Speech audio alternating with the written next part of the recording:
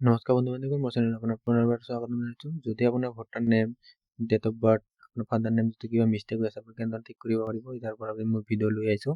আপোনালোকে মোৰ ভিডিঅ'টো স্কিপ নকৰাকৈ সম্পূৰ্ণভাৱে চাওক। আপোনালোকে নিজে জানিব কেনেদৰে ঠিক কৰিব পাৰি নিজৰ নেম বা আপোনাৰ দেউতাকৰ নাম এনেকৈ ঠিক কৰিব পাৰি। আৰু মোৰ চেনেলটো যদি আপুনি প্ৰথমবাৰৰ বাবে আহিছে, তেনেহ'লে লাইক শ্বেয়াৰ ছাবস্ক্ৰাইব কৰি দিব। এনেকুৱা ধৰণৰ ইনফৰ্মেটিভ ভিডিঅ' মই আনিম। আহক ভিডিঅ'টো আৰম্ভ কৰোঁ। প্ৰথমে আপুনি গুগল ক্ৰমলৈ যাব। গুগল ক্ৰমলৈ গৈ পেলাই আপুনি পৰ্টাল বুলি চাৰ্চ কৰিব।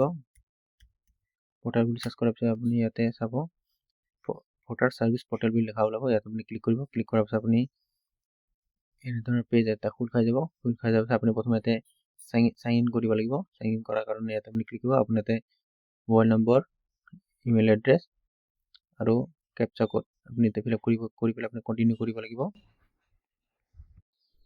আৰু আপোনাৰ যদি ইমেইল এড্ৰেছটো নাই, এতিয়া আপোনাৰ অপশ্যনেল, আপুনি নিদিলেও হ'ব। তাৰপিছত আপুনি নম্বৰটো দি পেলাই আপোনাৰ ইয়াতে কেপচা কোডটো ফিল আপ কৰি দিব।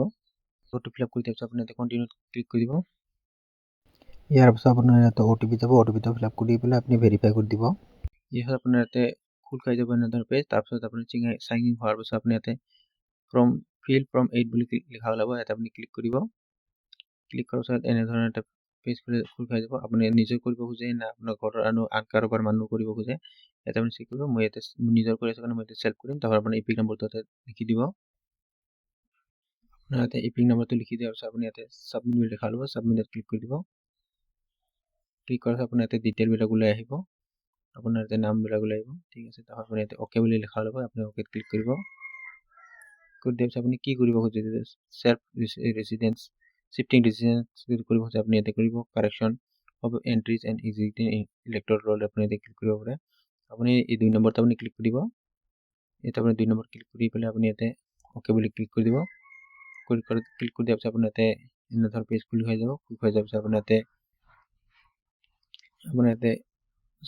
থাকিব নেক্সট কৰি দিয়াৰ পিছত আপুনি ইয়াতে লিখা থকাৰ পিছত আপুনি তলত ইয়াতে নেক্সট কৰি দিব। নেক্সট কৰি দিয়াৰ পিছত আপোনাৰ ইয়াতে নাম্বাৰ আপোনাৰ আধাৰ কাৰ্ডৰ নম্বৰ দিব খুজিলে ইয়াতে ক্লিক কৰি দিব। ক্লিক কৰি আপোনাৰ আধাৰ কাৰ্ডৰ নম্বৰটো ইয়াতে লিখি দিব। আপোনাৰ ইয়াতে আধাৰ কাৰ্ডৰ নম্বৰটো দিয়াৰ পিছত আপুনি ইয়াতে যিটো নাম্বাৰ আপোনাৰ মোবাইল নম্বৰ দিব খুজিছে, তেনে আপোনাৰ মোবাইল নম্বৰটো দিব পাৰে। আপোনাৰ ইয়াতে মোবাইল নম্বৰটো দি দিব।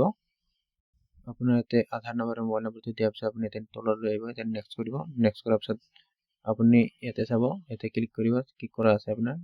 আপুনি ইয়াৰ পিছত ইয়াতে sub application for correction entries and existing electoral roll. আপুনি কোনটো আপুনি চেঞ্জ কৰিব খোজে নেম, যদি আপুনি নেম কৰিব খোজে নেমত ক্লিক কৰিব। চেণ্টাৰ কৰিব পৰা ডেট অফ বাৰ্থ কৰিব খোজে ডেট অফ বাৰ্থ কৰিব। ৰিলেশ্যনশ্বিপ আপোনাৰ father name mother name change কৰিব খোজে তেনেহ'লে ক্লিক কৰিব। মই নেমত কৰিম কাৰণে মই ইয়াতে নেমত ক্লিক কৰিম। ক্লিক কৰাৰ আপোনাৰ বৰ্তমান যোনটো নাম আছে আপোনাৰ অৰিজিনেল নেমটো ইয়াতে দি দিব। আপোনাৰ যিটো অৰিজিনেল নামটো দি দিয়াৰ পিছত আপুনি ইয়াতে ছাৰ নেমটো দি দিব। ইয়াৰ পিছত আপোনাৰ ইয়াতে আপোনাৰ নামটো দিয়াৰ পিছত অসমীয়াত অট'মেটিকলি আহিব। যদি অট'মেটিকলি অহাৰ পিছত আপোনাৰ যদি কিবা ভুল হৈ থাকে, তেনেহ'লে আপুনি ইয়াতে ক্লিক কৰি আপুনি অসমীয়াত নিজে টাইপ কৰিব পাৰিব আপোনাৰ অৰিজিনেল নামটো অসমীয়াত কেনেদৰে লিখে। ঠিক আছে, আপুনি ইয়াতে নামটো দিয়াৰ পিছত আপুনি ইয়াতে তললৈ স্ক্ৰল কৰিব। স্ক্ৰল কৰাৰ পিছত ছাপৰ্টিং ডকুমেণ্ট থাকিব। ছাপৰ্টিং ডকুমেণ্ট আপুনি কি দিব খোজে, আপুনি ইলেক্ট্ৰিচিটি বিল বা আপোনাৰ আধাৰ কাৰ্ড, ইণ্ডিয়ান পাছপৰ্ট, তাৰপৰা আপোনাৰ PAN card, driving licence, birth certificate, স্কুলৰ বাৰ্থ চাৰ্টিফিকেট, এইগিলা যদি দিব খোজে আপুনি দিব পাৰে। মই ইয়াতে আধাৰ কাৰ্ড চিলেক্ট কৰিছোঁ। আধাৰ কাৰ্ডটো চিলেক্ট কৰি কৰিব। তো আপুনি এতিয়া মেক্সিমাম আপুনি 2 MBৰ তলত হ'ব লাগিব। JPG, তাৰপৰা PNG, PDF ফৰ্মেটত আপুনি আপলোড কৰিব লাগিব। ঠিক আছে, ইয়াতে আপুনি যায় ইয়াতে চুজ ফাইলত আপুনি ক্লিক কৰিব। ক্লিক কৰাৰ পিছত আপুনি আপলোড কৰি দিব। ইয়াতে আপুনি ক্লিক কৰি পেলাই আপুনি আপলোড কৰি দিব।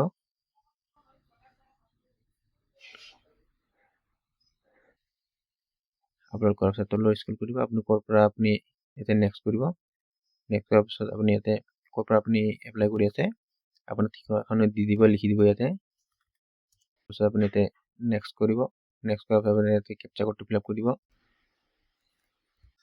কৰি দিয়াৰ পিছত আপুনি প্ৰিভিউ এণ্ড ছাবমিট বুলি ক্লিক কৰি দিব। তাৰ আগতে আপুনি ভালকৈ চেক কৰি ল'ব আপোনাৰ এইবিলাক। আপুনি ভালকৈ চেক কৰাৰ পিছত আপুনি তললৈ স্ক্ৰল কৰিব। স্ক্ৰল কৰাৰ পিছত আপুনি ইয়াতে আপোনাৰ প্লেচটো দিয়াৰ পিছত আপুনি ইয়াতে আপুনি কেপচা কোডটো ফিল আপ কৰাৰ পিছত ইয়াতে প্ৰিভিউ এণ্ড ছাবমিটত ক্লিক কৰি দিব। আপুনি ইয়াতে এটা ফৰ্ম এটা খোল খাই দিব। আপুনি ইয়াতে ভালকৈ চেক কৰি ল'ব আপোনাৰ আপুনি ইয়াতে আধাৰ কাৰ্ডটো চেক কৰিব। ইয়াতে আধাৰ কাৰ্ড নম্বৰটো আপুনি চেক কৰি ল'ব। আপুনি ইয়াত ভালকৈ চেক কৰি ল'ব। চেক কৰাৰ পিছত তললৈ স্ক্ৰল কৰিব। স্ক্ৰল কৰি যাই থাকিব। স্ক্ৰল কৰি যাই থাকিব। যাই থকাৰ পিছত আপুনি ইয়াতে থাকিব। আপুনি ইয়াতে ডাউনলোডো কৰি ল'ব পাৰে। ই চাইনো কৰিব লাগিব। এতিয়া নতুন আহিছে ইয়াতে ই চাইন এণ্ড ছাবমিট বুলি লেখা আহিব। আপুনি এইটো ফৰ্মটো যদি ডাউনলোড কৰি ল'ব খুজে ডাউনলোড কৰিব পাৰে। তাৰপিছত আপুনি ইয়াতে ই চাইন এণ্ড ছাবমিটত ক্লিক কৰিব।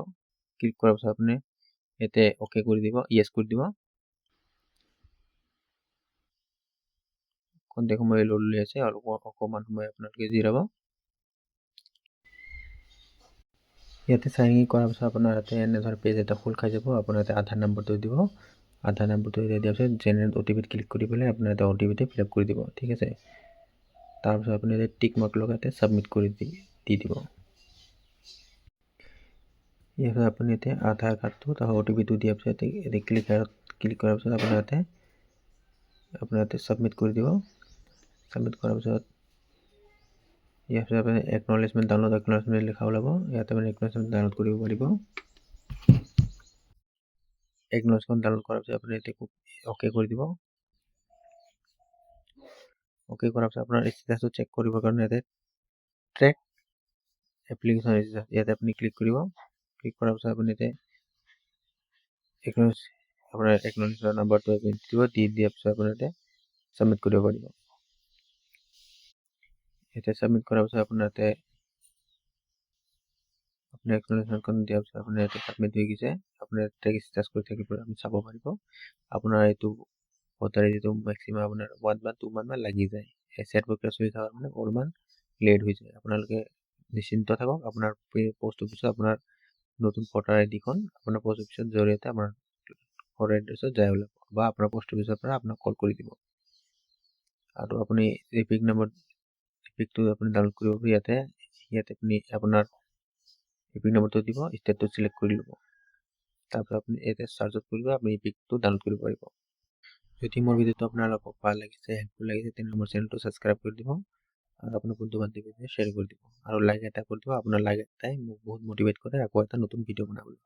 আজিলৈ মোৰ ভিডিঅ'টো ইমানেই। ধন্যবাদ। সুস্থ থাকক, ভালে থাকক। আশা কৰিছোঁ মোৰ ভিডিঅ'টো আপুনি ছাবস্ক্ৰাইব কৰি দিব। ধন্যবাদ।